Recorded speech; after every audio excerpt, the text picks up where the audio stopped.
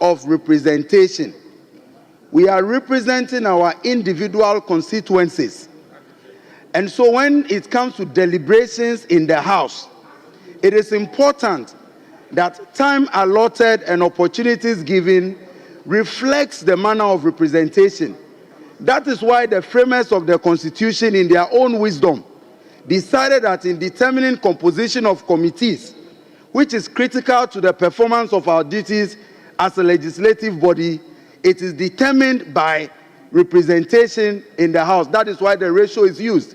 So it is only proper that we have this determination done in such a way that because we have the majority and the numbers are so huge that we are more than twice the number of the minority, in the debate of the State of the Nation, it is proper that we are giving more slots than the minority is given to debate. So, Mr. Speaker, we support not just the debate, all other proceedings. Mr. Speaker, we in the majority stand firmly.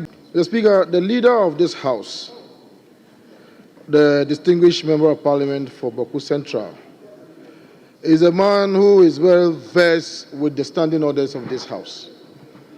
Now, Mr. Speaker, when he spoke, ordinarily he would have made reference to the part of the standing orders that gives the business committee the powers to allocate the number of people who will be contributing to the debates.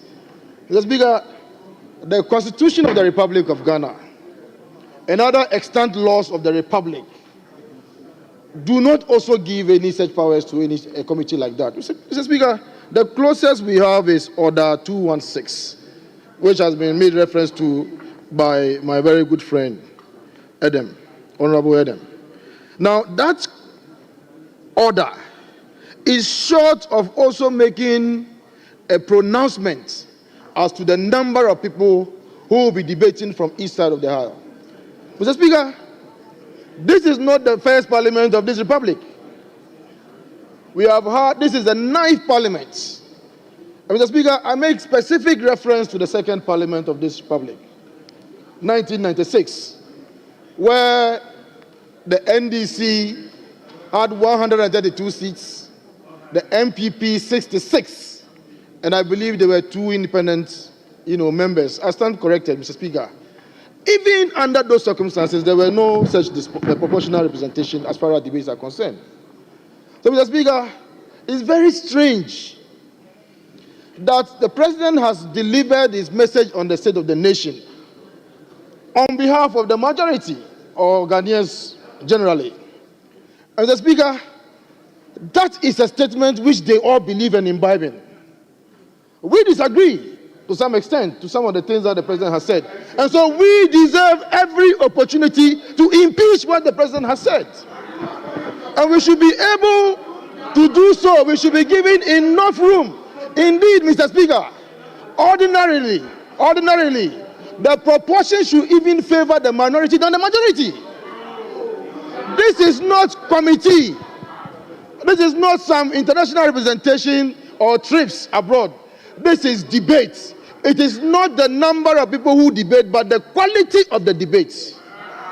So, Mr. Speaker, I can challenge you. We can debate you on any day. Even if you make it 10-1, we'll beat you on the debate floor. Mr. Speaker, in this hallowed chamber, we are ready for you, but we are not ready for you to trample upon our rights. We will debate with you as has been done previously, and we will do so equitably, and we will do so in accordance with our standing orders and the Constitution of the Republic of Ghana. I thank you, Mr. Speaker. Thank you. Yes, Honorable James Agaga. Mr. Speaker, the arguments made by our colleagues from the other side suggests that when the motion is moved, all those who rise and catch Mr. Speaker's eye from this side of the House will necessarily speak in favor of the motion. Mr. Speaker, this is an erroneous assumption. In fact, it is a presumption which is rebuttable. We are in a democracy. Mr. Speaker, we are in a democracy. Is it rebuttable, Rebuttable. under Ghanaian circumstances? The assumption, it is rebuttable. If it is Europe, It is America, I rebuttable, can Mr. see Speaker. that. But in Ghana's circumstance, is it rebuttable? Honorable James, Mr. Speaker, I'm saying under the rebuttal of that presumption. You came close to rebutting the presumption some time ago when you stood firm and bold in taking certain decisions. At the end of the day, Mr. Speaker was hailed by all for being courageous. Mr. Speaker, we must encourage members to take dissenting views, hold dissenting views and express them, regardless of which side of the aisle you belong to.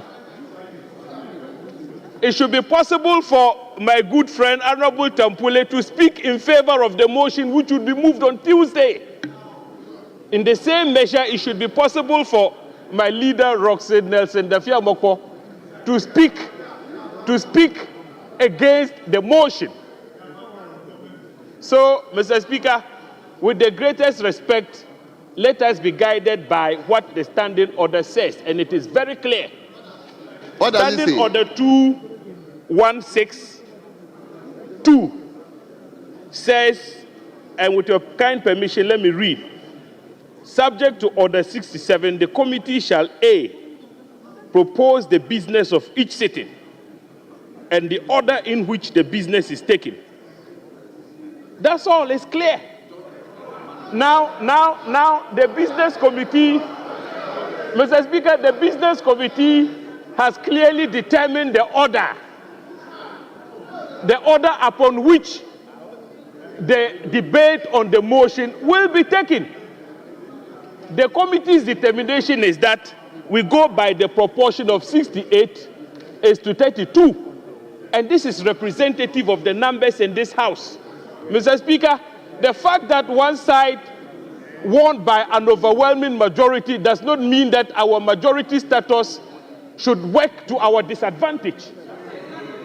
Which is why we are saying, let us adopt a proportion which reflects the numbers in the House so that members would have the opportunity to participate in the debate, regardless of which side of the House what they belong to.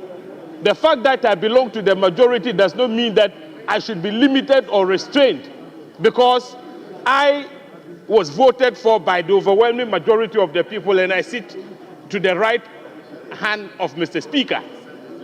So, Mr. Speaker, let's do the right thing. Democracy is about majoritarian rule. The majority must have every opportunity to participate effectively in this debate. Mr. Speaker, given the numbers on this side of the House, if you limit us, you would be denying 184 constituencies equal opportunity to be heard. Why would 88 members of the House have equal opportunity to speak? Equal opportunity, 50-50. This would be unfair. It will be unfair and unequitable. So, Mr. Speaker, I think we should go by what the committee has determined for us and do justice. Yes, Honorable Stephen Amua. Thank you, Mr. Speaker. Mr. Speaker, I think the same standing order 216 2A. Interest on. Mr. Speaker, with your permission, I read. Propose the business of each sitting and the order in which the business is taken, except that the House may determine which matters may properly be introduced in the House at any time. Mr. Speaker, I think this extract is so clear without any ambiguity. Unless somebody wants to undermine the very law that has conferred on us the power that we want to abuse in this house. It is so clear that the business committee, they will make the proposal or the propositions, but it is the house that will determine which matter should be actually dealt with and the adverb properly. So it doesn't lie within the jurisdiction of the business committee to impose on us anything which is unlawful. I think we've come too far to accept any imposition of one party's interest. We are here, at least understand that the Constitution, the standing orders or conventions are the very tools that actually guide us in this house. Looking at 1996, we had different numbers in terms of ratios, and we could not use that as a yardstick to make the decisions, Mr. Speaker, they want to make today. I'm advising my brothers from the other side that we want to live in peace. We want to adhere to the democratic principles that have brought us this far, and that has earned Ghana the reputation we have on the continent of Africa. If they think they want to abuse their number, and by doing that impose on us their interest, we will not allow that. We will resist any form of imposition, any form of intimidation, any form of threat that will undermine the very democracy and the Constitution that is leading us. So, Mr. Speaker, all that I'm saying is that we will not sit down and allow anything that will be done in law. They say mela fide, in bad faith. I think the good people of this country voted for us to position ourselves in a way that they will learn from us. The students who are here, the media, they are here. Now, because of your numbers, are we practicing autocracy or democracy? Are we practicing military rule or we are practicing democracy? Please, respectfully, we want to work together in harmony.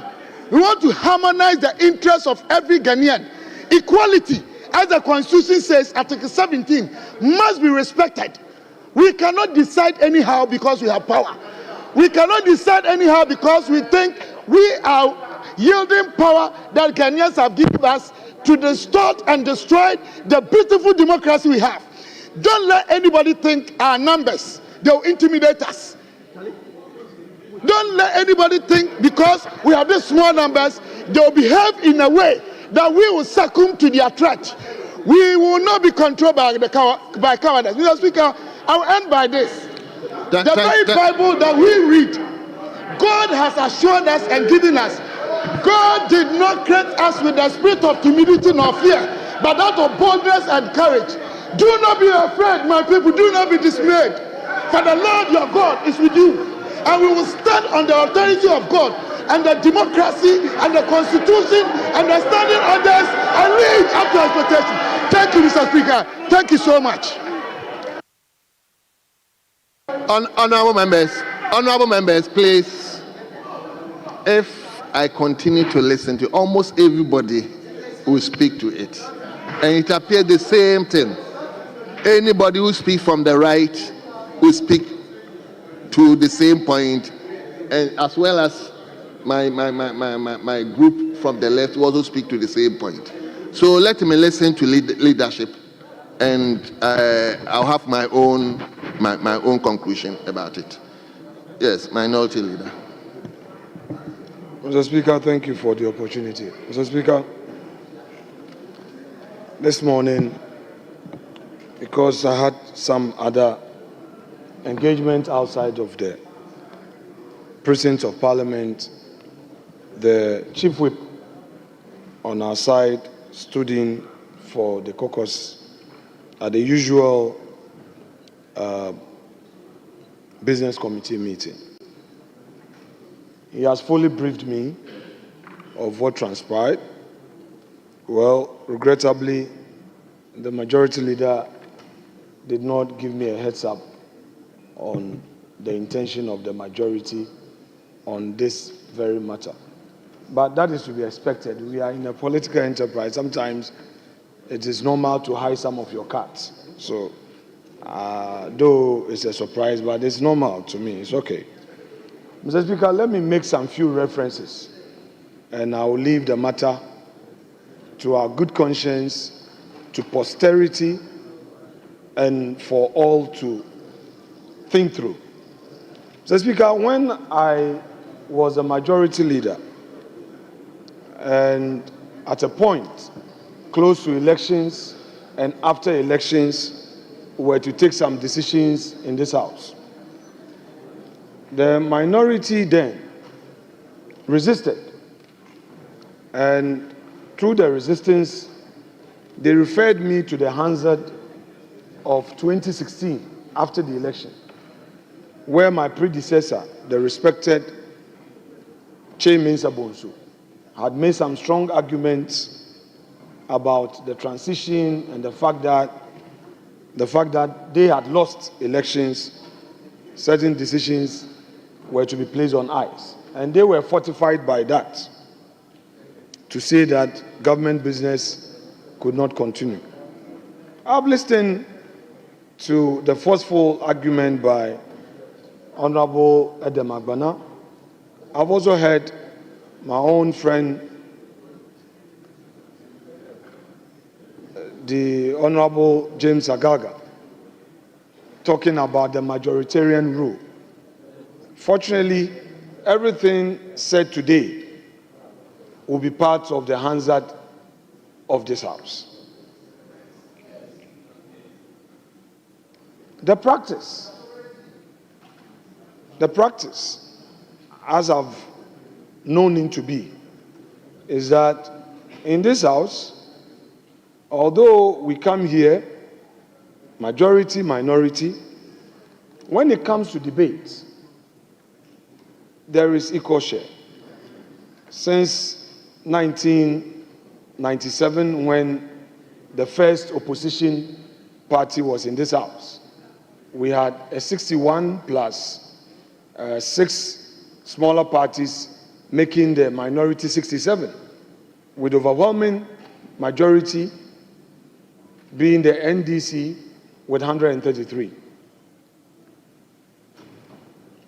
The Speaker, D.F. Annan of blessed memory, the records would bear me out, that in all debates, you pick one from the right, you pick one from the left. The practice continued under Alajete, and then eventually under Okwe, where the MPP had overwhelming numbers in this House. The very first in the history of our politics, MPP had 169. Mr. Speaker, the practice did not change.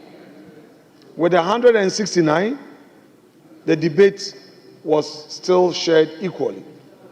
And I do recall that even committee sittings, committee sharing, some consensus was built and some concessions had to be made by the majority to accommodate some more numbers for the minority. Mr. Speaker, delegation to sub-regional parliament and all, we all had some understanding of the way to go. Well, I am not going to challenge the majority on this. I will not. Because as Ngugi wa Thiong'o wrote in Weep Not Child, weep not child, weep not my darling. With these cases, let me remove your tears. The ravening clouds shall not long be victorious, they shall not long possess the skies. If today you are of the view that in this debating chamber, they should call 7 of you and call only 3 because you have the rule, I will not debate or let us break shoulders over this matter. because I know that in as long as there is life, even if I am dead and gone, and this democracy that we have all established is in force, the MPP will someday come into power. Be it 4 years, 8 years, 50 years, 100 years. NPP will someday come. And the records of this house, will be the guiding rule. So, Mr. Speaker, I would strongly urge upon the majority leader that some of these new presidents that they are introducing, they must be measured in the way they are introducing these presidents. Because we are watching, we are taking notes, and a day may come that references will be made. I have tasted that bitter pill when you referred me to some of the actions of the then opposition leader in this house in 2016. And you said that is the basis for you even preventing Supreme Court nominees from being considered on the House floor. To the extent that the minority chief whip, as he then was, Honorable Kwame Govins Abuja, threatened that should I make an attempt to lay the report, there will be chaos. We retreated. We listened to them. We said it's okay. After all, in a democracy, you can't get everything. So we'll let it go. Mr. Speaker, without more, I will take my seat and leave the matter to you. Thank you. Yes, Majority Leader. Thank you very much, Mr. Speaker. Mr. Speaker, I have listened carefully to colleagues in the chamber, and I think, in a sense, there's been an attempt to question the mandate of the Business Committee to engage in a determination that the time allotted for debate should be proportional to our numbers in the chamber. Mr. Speaker, let's look at Order 216-2B. Order 216-2B. 216-2B says that, subject to Order 67, the committee shall recommend the time allotted for debate on bills. The time allotted for debates on bills, motions, private members' bills, private members' motions, and other business. Here we are discussing a motion to thank the President for coming to this House to deliver a message on the state of the nation. So it is part of the mandate of the Business Committee to recommend the allotment of time. Mr. Speaker, let's break it down to what is in issue. What is in issue is that the Business Committee proposed that we have 5 slots,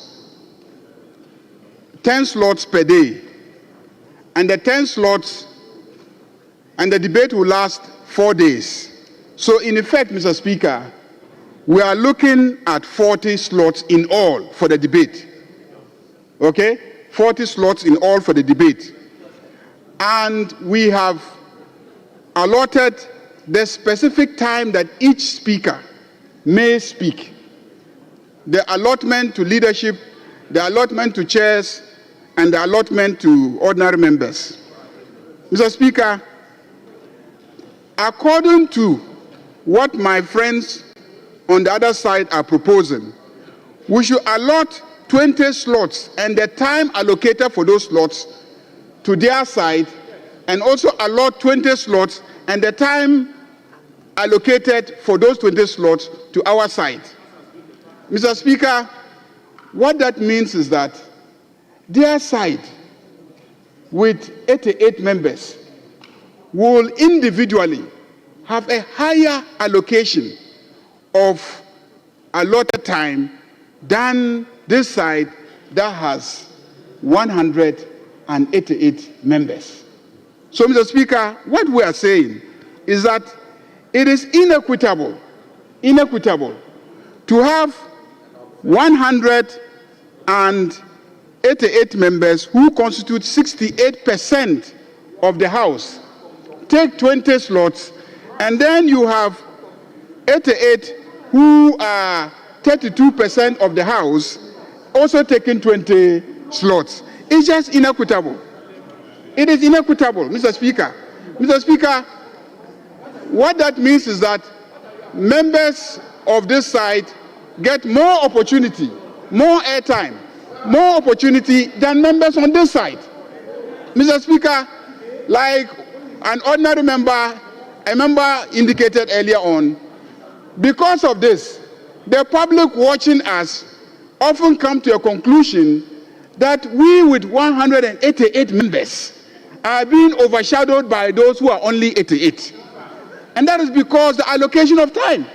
Because if you give them 88 people 20 hours and give 188 people 20 hours, definitely the 88 people with 20 hours will end up outshining the 188.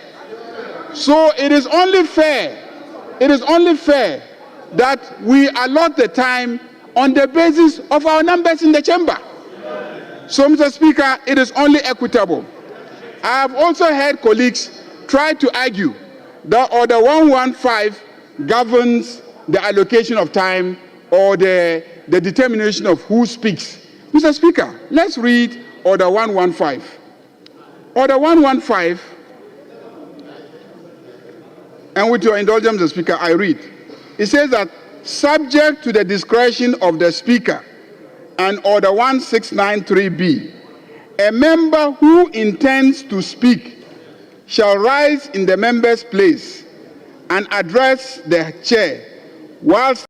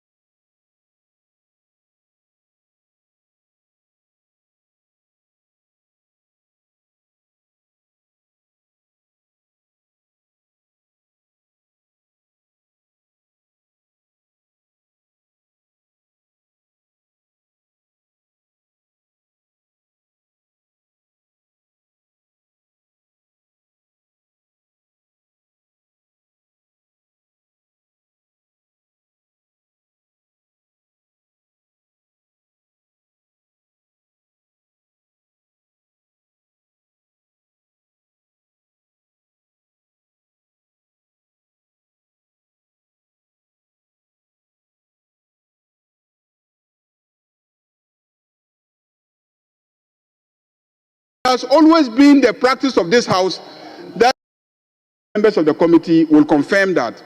We also decided at the committee meeting that next week, Wednesday, we will invite the governor of the Bank of Ghana as an independent constitutional body to come to this House and brief us on the pricing of the new Bank of Ghana head office building, how the price variations took place, what the quantities were, and the justification for the construction of the new Bank of Ghana headquarters.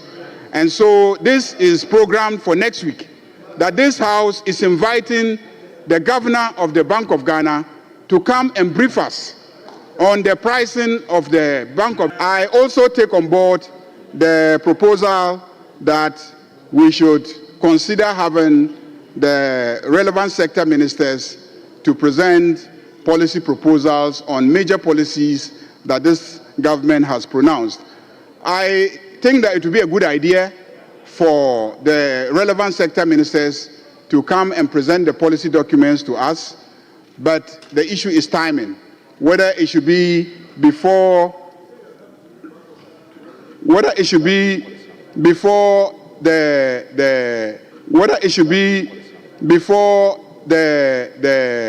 budget, or it should be after the budget. I will convey the message to them. It's a good proposal.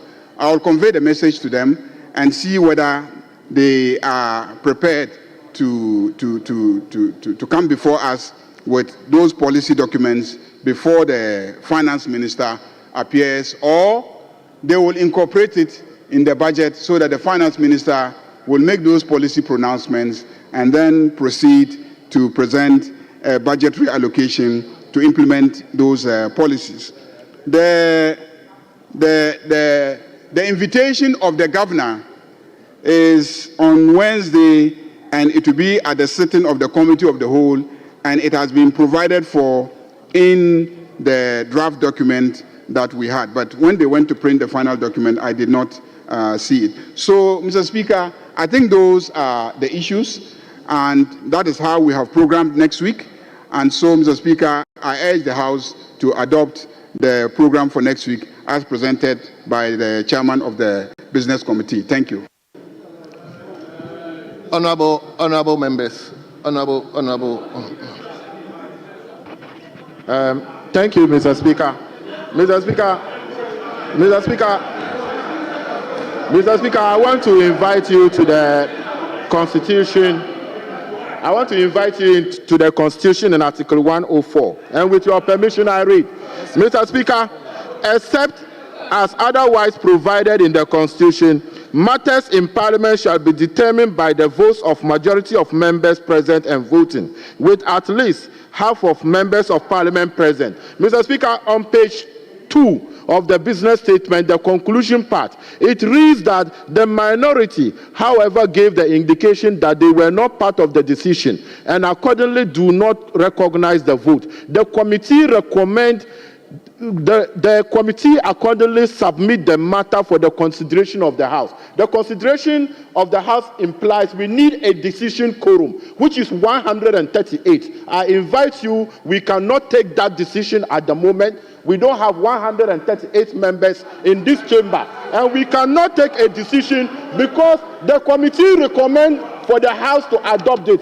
And I invite you that, Mr. Speaker, we can approve the business statement and stand down this very matter because it is for the consideration of the House. And in Article 104, we don't have 138 members present to take that decision. Mr. Speaker, I so invite you. Thank you.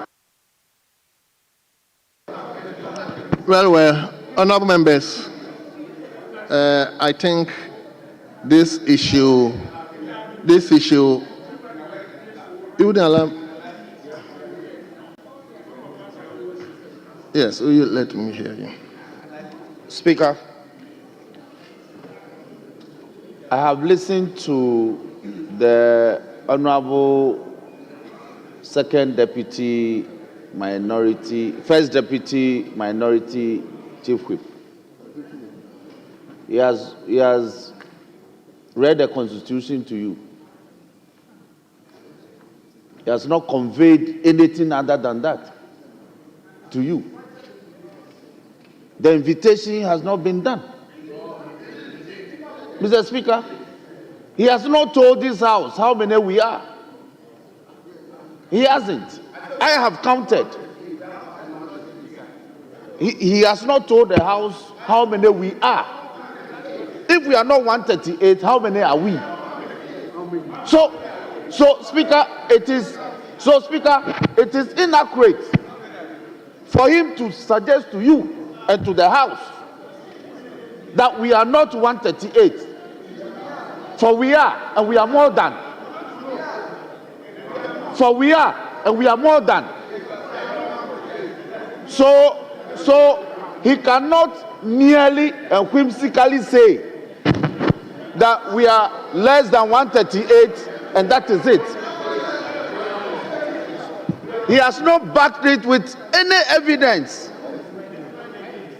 i.e., having done the head count personally as a whip and showed the evidence. Me, I have. And we are more than 138. So, Mr. Speaker, I will invite you to disregard his submissions as if same was never done at all, and put the question, Mr. Speaker, so we can deal with this matter. Mr. Speaker, I thank you. Mr. Speaker,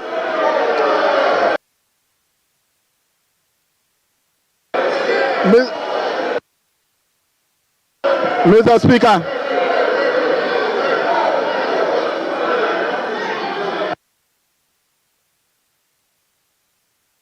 Mr. Speaker, in raising the constitutional matter, Mr. Speaker, in raising the constitutional matter, I made it clear that we are not 138, Mr. Speaker.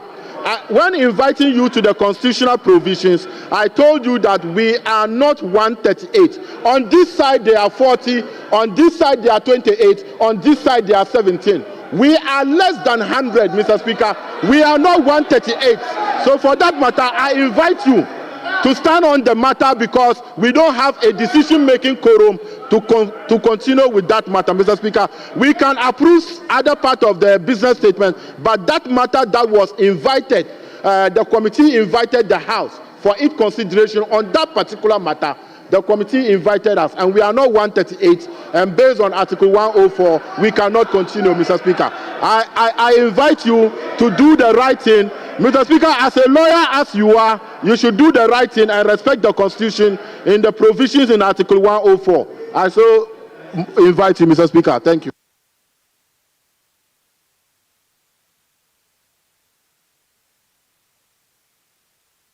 Mr. Speaker,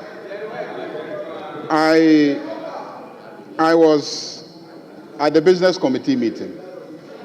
Mr. Speaker, what happened at the committee meeting was that when the matter came up, we argued and argued and argued, same way that we're arguing in the chamber, and there was no consensus.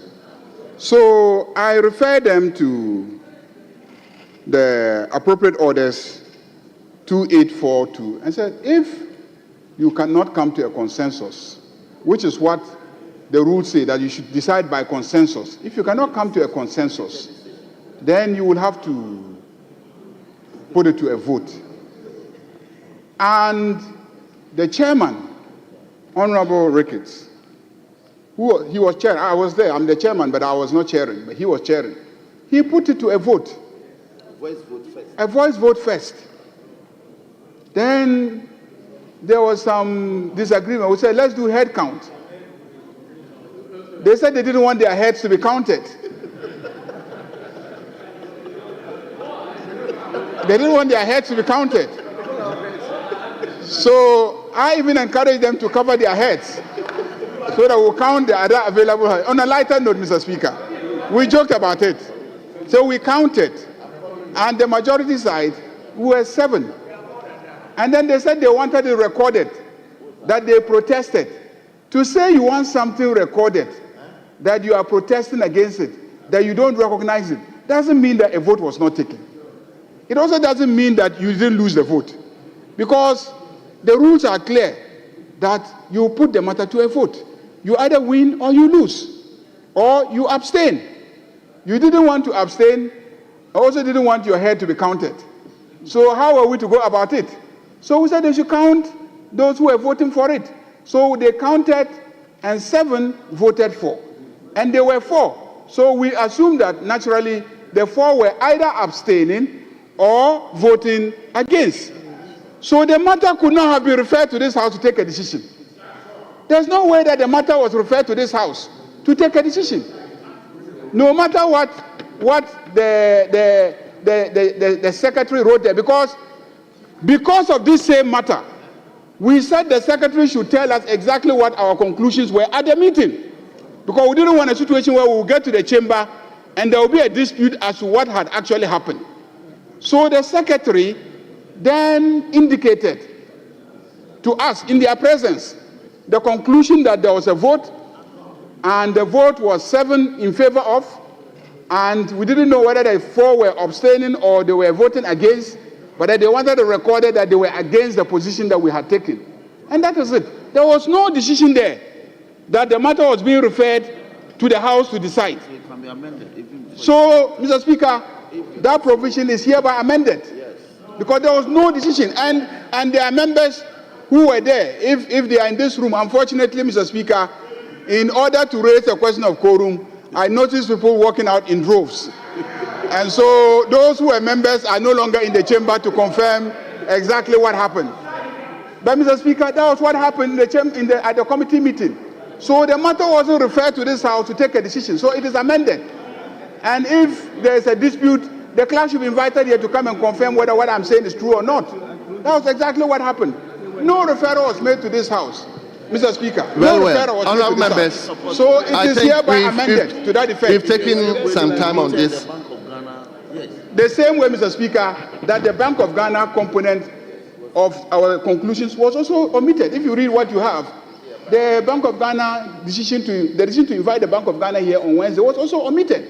And yet, if you ask them, they will tell you that they took that decision. So that's why I had to subsequently, amend the report to incorporate that. So I hereby amend the report to also delete any indication that the matter was referred to this House to take a decision.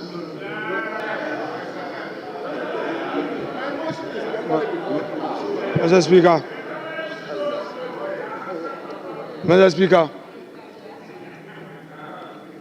my suggestion to you is that this very matter be referred to the Right Honorable Speaker for further discussion with leadership, because, Mr. Speaker, it is going to set a certain new precedent. And you are a member of this House, and you are as a second Deputy Speaker. I suggest that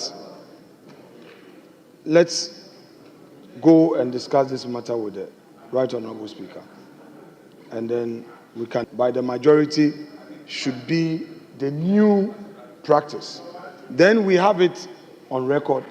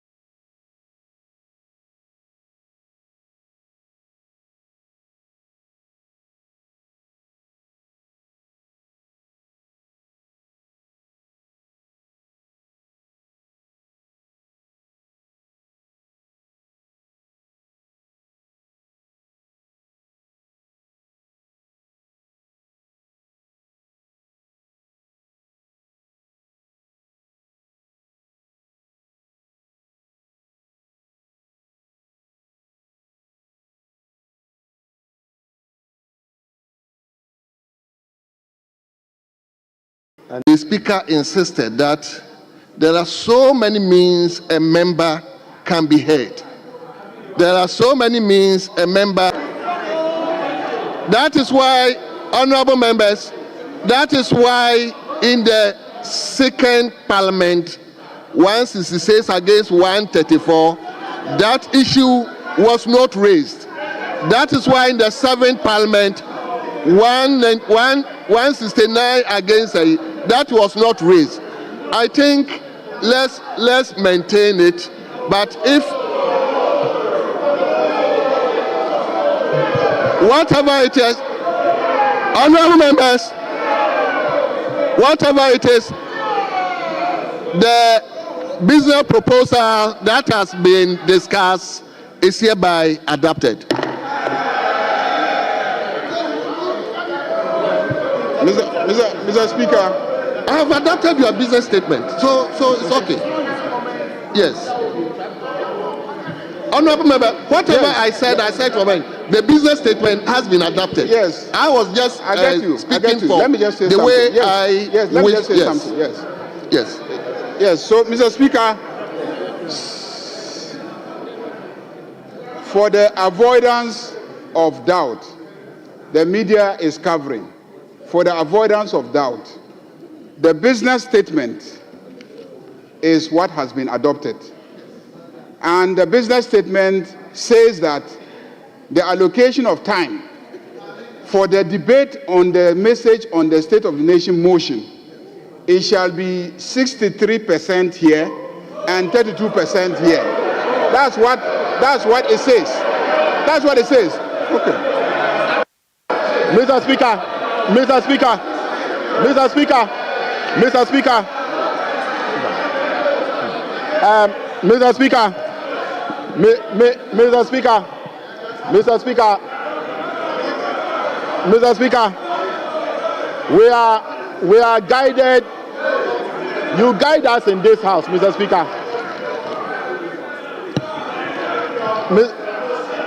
Mr. Speaker, Mr. Speaker, Mr. Speaker, I think you guide us in this house. Mr. Speaker, I don't want to say what the minority leader said. He has recorded. Mr. Speaker, Mr. Speaker, Mr. Speaker. Honorable members, let's close the chapter. Yeah, for this Mr. Speaker, Mr. Speaker, you heard the majority leader, and Mr. Speaker, what I'm simply trying to put across is that you have guided us, and you said the speaker here means the leader of the institution parliament, that Mr. Speaker have said, and you were present to the effect that one here, and that is what is stand. Whatever is contained in here was not what the speaker said. In order 115, when a member time to speak, lie on the speaker. So the majority leader assertion of his time allocation 68 to 32 is not approved. It's not there. It's not approved. Honorable, the speaker honorable. said one here, so it's not approved. Honorable members, the presentation by the majority leader was to the effect that whatever decision that was taken at the business committee was not to be brought to the chamber for us to take a decision on it. I mean, it has been presented, members have raised issues. Personally, I have also raised my own issues. And whatever it is, the business statement ought to be adopted. So we've adopted it with all. But like I said, if I am presiding or my member is presiding, per our standing orders 115, the person must catch the speaker's eye. Of course, I also encourage leadership because this has a far-reaching consequence. And therefore, I encourage leadership to meet and take decision on this. Even after the discussion of the honorable members, even after the discussion of the president's message, I think we need to holistically take a decision on this. So that is my discussion. Yes. Mr. Speaker, Mr. Speaker, Mr. Speaker, Mr. Speaker, Mr. Speaker, I beg you. We speak not just to ourselves in this chamber, we speak to a nation. There's a whole country watching us, a whole world watching us. Boko is in the world. Mr. Speaker, what happened today is that we brought the report of the Business Committee to be adopted. One of the items in the report is how we allot time for the debate on the motion on the State of the Nation next week. And we have specific recommendations. It was disputed at the committee meeting, but we voted on it. And so it is part of the report. It has been disputed here, comments made, and etc. You yourself have expressed your reservations, but in the end, you put the vote, the question to us to vote and adopt it, and we have voted and we have adopted the report. So the report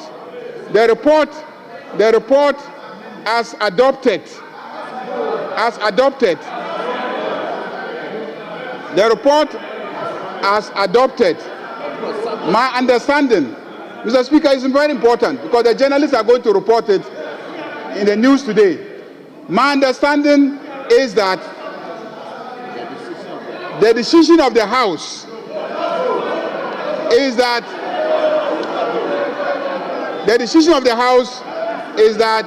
68% of the time is allocated to the majority and 32% of the time allocated to the minority. That's the decision of the House. That's the decision. Mr. Speaker, I want the media to convey this because this is the decision. Mr. Speaker, the Speaker has made some comments. He has made some comments. And his comments are that, in his opinion, is governed by Order 115. That's what I heard the Speaker saying. To catch the Speaker's eye. But Mr. Speaker, when we are debating the budget, when we are debating the State of the Nation address, it is not the person who rises that catches your eye. We normally write down the names on a list of paper and give it to you. And then you call them according to the name that we have given you and the times agreed. So it's not a question of who catches your eye. It is how many we have given you and who we have given you, and how many they have given you and who they have given you, that you call next week. So next week, we will give you 68% of the names, and they'll give you 32% of the names. And that's what you will call. Thank you very much, Mr. Speaker. Honorable Majority Leader, with regards to the names, can you educate me with regards to the names? Because all these are more or less conventions we have adopted. They are all conventions we've adopted. So specifically, if you are talking of handing over names to the Speaker, if you can educate me on, so that, because I thought it's a standard, it's a convention that we all adopt. So if you want to help me, then help me well, so that I know per these standing orders, leadership can hand names to the Speaker. Mr. Speaker, I have been in this chamber for close to 2 decades. Mr. Speaker, you always agree on the numbers for each side, and based on that agreement, the sides will give you the names of the members. Yes. Is that okay? So we are agreeing on the numbers. Mr. Speaker, because there was no consensus, so we voted and used our numbers, and so we have concluded that you are taking 32% of the numbers and we are taking 68% of the numbers. Mr. Speaker, this is straightforward. I don't see why we are debating this. And this has been concluded by the committee. And you have put the question on the report. It has been adopted. The only issue I have, Mr. Speaker, is when this House has taken a decision, and after the House has taken a decision, you are running commentary that appears to undermine the decision of the House. And that confuses the public. That confuses the public. That's why I want clarity.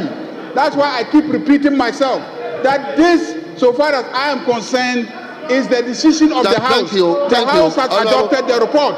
Honorable leadership, thank you. I think let's bring this to a close. I don't want to talk about it. I said probably leadership will have to take, because it has a far-reaching consequence. Leadership, any indication? Speaker, considering that we just adopted business statement and the questions slotted for today have all been taken, we are in your hands. It's past 2 o'clock. We are ready to be adjourned. In any case, we have orientation starting tonight. Thank you. Orientation hall. So, Speaker, I want to urge our colleagues to join us for the orientation. It is important. The orientation will cure some of these matters that they are debating. So we are encouraging them to join us in hall 6 p.m. tonight. Speaker, thank you. Majority Leader, will you put a motion? We've not spent. Okay. Speaker, I move that the House be adjourned. I thank you. Leader, say what by seconding, say whatever you want to say. Speaker, I will not second the motion now, just to make a comment. Just to make a comment, my whip earlier made a call to us that we should join in the retreat. Speaker, let the record reflect now and the future that we are always for a workshop to build our capacity, and we have never turned down any invitation to such gathering. However, at the business committee, I made it abundantly clear the position of the minority. We said that as far as the decision, this recent decision, is at variance with custom and practices and what we are used to. There has never been a time that Parliament goes out for a retreat and the leadership is not consulted. The leadership is not involved in the planning in terms of the choice of venue, in terms of resource person to come and make presentation to us. This was not done. Speaker, listen. Speaker, this was not done. So our position is a very principled position. We are saying that the clerk and the management should consult leadership. That has been the practice. So until that consultation is done, we cannot be part. We cannot be part of this weekend's retreat. And let nobody take it with malice. No, it's a very principled position, and that should be respected. Speaker, besides the point, we had also said that, and it is important our colleagues stay consistent with their earlier argument. We all want to reduce costs. We want to reduce costs. So the last time, the argument was strongly made that let's reduce costs by having the engagement here. What has changed? You're already saying that the economy is not strong. You already made the argument that the economy is not strong. So, Speaker, simply put, we want to reduce costs. So to that end, the retreat, respectfully,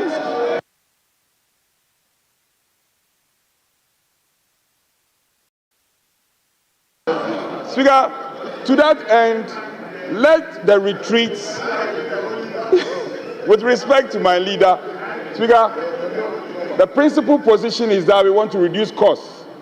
And the chamber is spacious enough to contain all of us. So let's hold a retreat here, just as was done the other time. So let the record reflect same. And it's the reason why we are not partaking in the weekend's retreat. Cost is so important. Cost is so important. Speaker, that's it. But Speaker, we had agreed that colleagues The Honorable Achampong was here. Leader, sit down.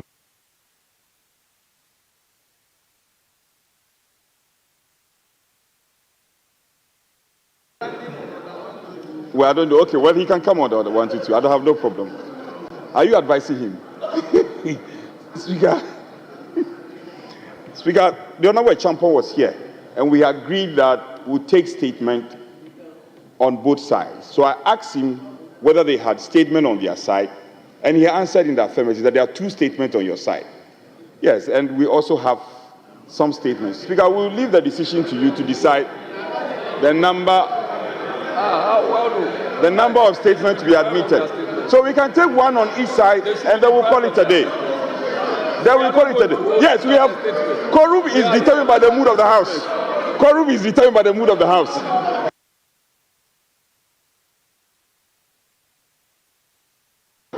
Yes, Leader. Thank you, Mr. Speaker. Mr. Speaker, I understand what my honorable brother is trying to say. Ideally, you would expect that the clerk would have engaged you. But I think there's something quite unique this time around, because we ourselves, we were not invited to anything. But then, of course, we like Ho, so we are going to go to Ho. I mean, it's a matter between you and the clerk to resolve this issue. It should not happen that way. But I will encourage you that you come to Ho. So we will be there, and hopefully we'll be waiting for you. Hopefully we show up. Thank you. The leader wanted people to dance the whole dance. Yeah.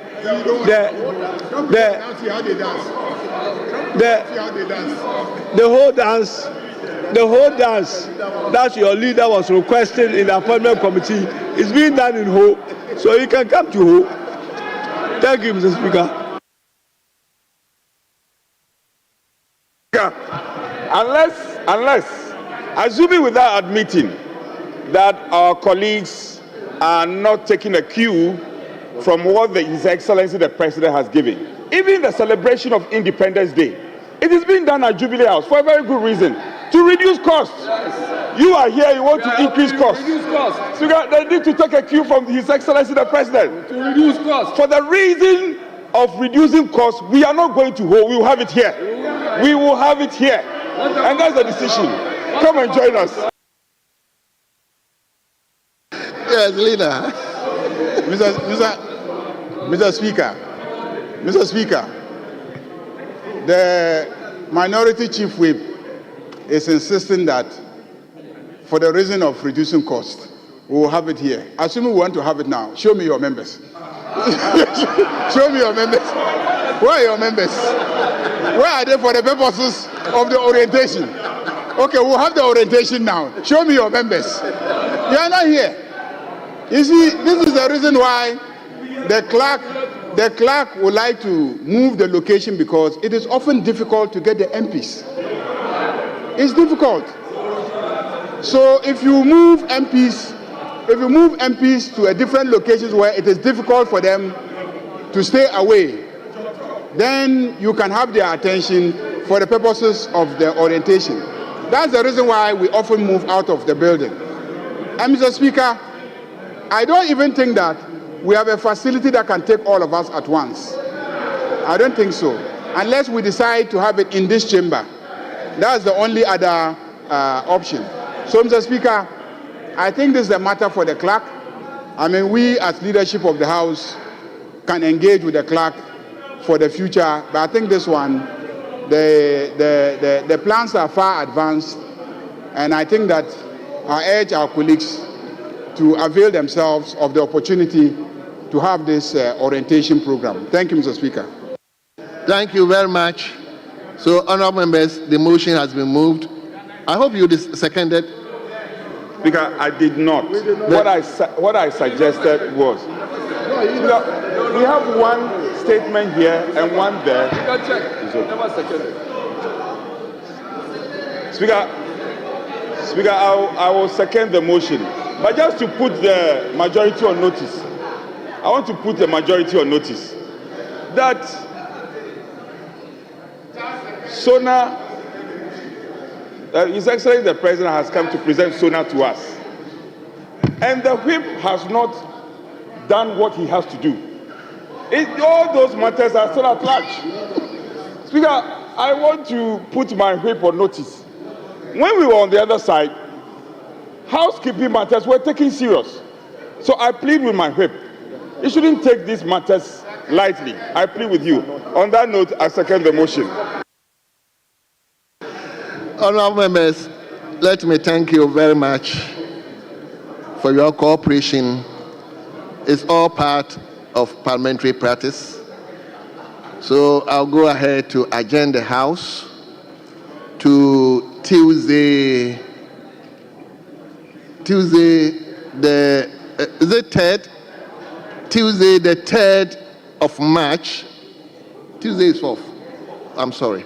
Tuesday the 4th of March 2025. Tuesday the 4th of March 2025. The House stands adjourned.